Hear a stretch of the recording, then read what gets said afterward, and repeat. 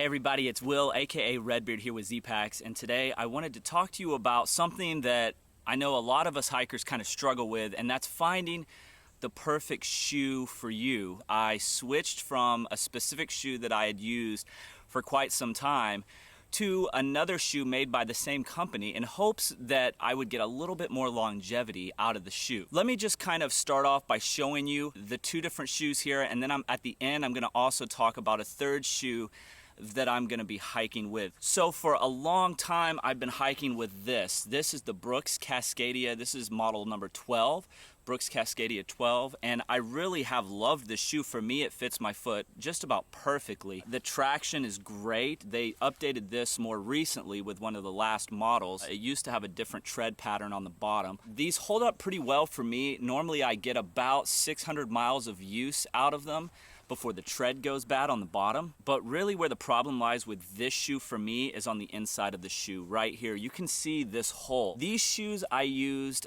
on the long trail. That's about a 270 mile hike.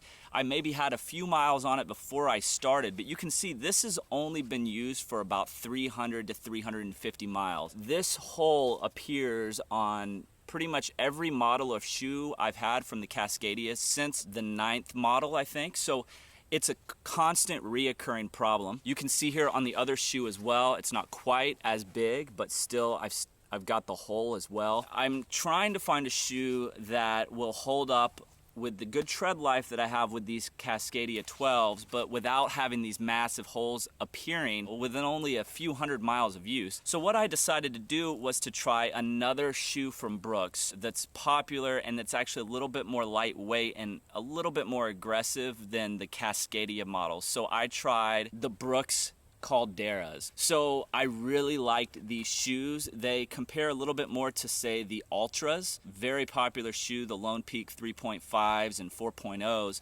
It's got a gator trap on the back, which the Cascadia does not have. It's lighter than the Brooks Cascadia as well, which I really like. The Cascadias have a 10 millimeter midsole drop. That means there is a 10 millimeter difference from the heel drop to the front of the shoe, while the Caldera has only a 4 millimeter drop. So it's a little bit more aggressive. I've really loved these shoes, but I thought I had found the perfect shoe with the Caldera. So as you can see, this one has about 200 miles of use, no hole at all.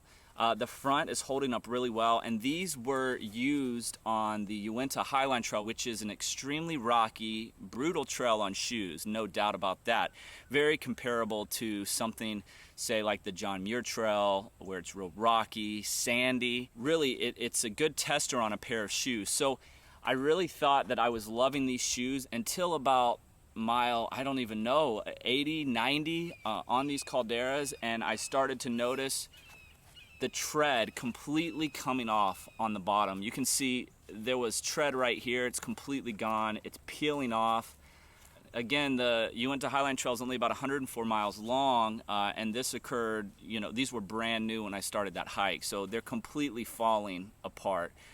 Pretty upsetting, because besides that, I was really digging this shoe. The other shoe is already doing it as well, not as aggressively as the left shoe, but you can see the end here, it is coming undone as well. I was really excited about these Calderas, but unfortunately, I won't be using them again on any hike in the future. Now, they have come out with a new version of the Caldera 2, but unfortunately, I looked at the tread on the bottom and it's exactly the same. There's no difference. I didn't redesign this.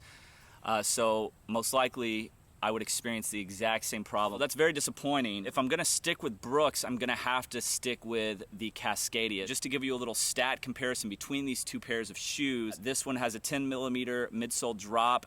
This one has 4 millimeter drop. This Brooks Cascadia 12, for one shoe, it checks in right at 14.3 ounces. Now that is a size 13 shoe versus the Caldera, which checks in at 13.29 ounces. The Cascadia definitely is the more popular of the two shoes, and if I had to choose between one of these, again, I'd go with the Cascadias. I'd probably try out the 13s. They haven't made a ton of changes to the 13, so most likely this is going to continue to be a problem, the holes. And again, this has been happening with these shoes for quite some time. If they could just fix this, I really think the Cascadias would be a great shoe again. I didn't have any problem with holes like this appearing on the Cascadia 8s and the 9s. It wasn't until they redesigned it with the 10th model that I started to experience this problem. This is a constant struggle, and I'm always trying to find that perfect shoe for me where I can experience a lightweight shoe but still get longer mileage out of the shoe, so I'm not having to buy a new shoe every 300 miles or so. That brings me to this. I'm gonna be trying out the Altra 3.5s on my next hike, which is gonna be about a 90-mile loop through the Great Smoky Mountain National Park with a lot of elevation change. It's gonna be real rocky, so it's gonna be an aggressive trail, and I'm really curious to see how these hold up and how my foot does with these, switching from a 4mm drop to a 0 drop. I don't think I'm gonna be able to tell a ton of difference, but one thing that is different with these that I am looking forward to is the weight. These are the lightest of the 3 shoes. They check in again for a size 13 at 12.79 ounces. So that's really tough to beat that weight. These are one of the lighter pairs of trail runners out there on the market today. Now, they have updated this shoe to the model 4.0, Lone Peak 4.0s, and they did make quite a bit of change to the shoe, and I'm actually really excited to try it. But I have these. I've only put about 80 miles on this shoe so far, so I really want to test these out more. The tread is pretty good on these. The new 4.0s, they did update the tread. I've held them, I've seen the shoe. It looks to me like it's gonna have an even better grip. So I'm gonna be testing these again on my upcoming Smokies hike. And finding that perfect shoe for me really has been difficult. If you followed me at all over the last few years, you do know that I've preferred the Cascadias, no doubt about that. I mean, a few years ago in 2014, for example, when I did the AT, these were single-handedly the most popular shoes amongst ultralight hikers, the Cascadias. But now it's not even close. The Altras really have surpassed the Cascadias, and again, I really think that's because they do hold up a little bit better when it comes to these massive holes that you get in the Cascadias. The tread life is better on the Cascadias, no doubt, than the Altras, but I think with the 4.0 models, they might grab that kind of trophy, if you will, away from the Cascadias. Really, that's the only thing about these Altras, in my opinion, that's lacking, and that's the tread life.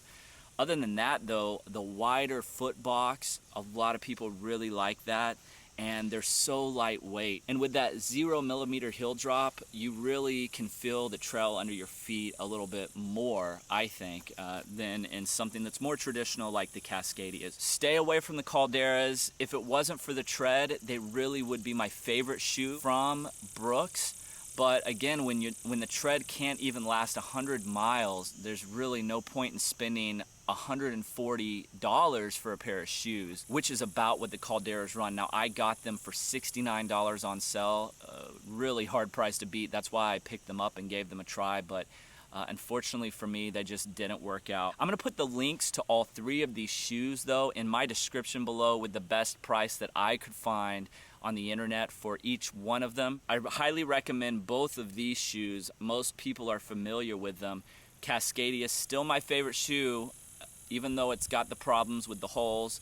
So hopefully the Lone Peaks are going to perform better for me, and hopefully, like I said, I'm going to get more longevity out of them and more miles before I have to purchase a new pair, because that's really the only reason I switched away from the Cascadias. We'll see how these hold up. I'll definitely let you guys know how they do for me on this upcoming 90-mile hike, and then I'm going to be putting some more miles on them throughout the winter with the different hikes that I have scheduled. And if I really, really like the 3.5s, then I think what I'm going to do is give the 4.0s a spin. I've heard great things about them, but I just wanted to give you guys some feedback on these 3 pairs of shoes and kind of currently what I'm dealing with as I'm trying to find that perfect hiking shoe. If you guys have any advice for me on a great shoe choice that you've experienced, definitely let me know by leaving a comment below. Stay tuned for my video on this 90-mile hike through the Great Smoky Mountains. We're going to be hitting some of the most incredible vistas that you can find in this incredible national park. So stay tuned for that. Hit the subscribe button. I'm gonna have more videos coming here shortly, more gear advice type videos as well, not just hiking videos. Otherwise, guys, as always, happy hiking.